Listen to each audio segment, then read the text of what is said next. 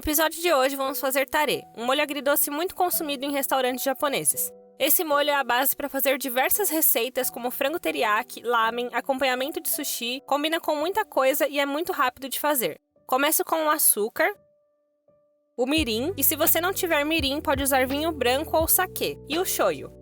Vou ligar em fogo alto e mexer até levantar fervura. Vamos fazer uma redução dos ingredientes e aqui é muito importante usar uma panela mais alta, porque antes de reduzir ele vai ferver bastante e dobrar de tamanho.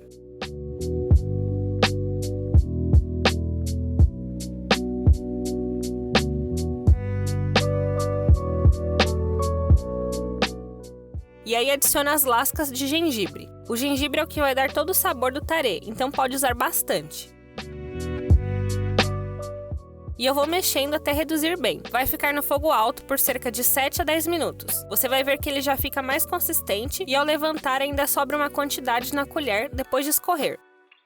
E tá pronto! Essa receita aqui rende 300 ml e dá para armazenar desde que esteja fechado, de preferência em um pote de vidro com tampa. E ainda, se preferir, pode deixar as lascas de gengibre dentro ou retirar. Eu gosto de deixar para acentuar o sabor e agora eu vou levar na geladeira para ele esfriar e ficar mais consistente. E tá pronto para usar do jeito que você quiser.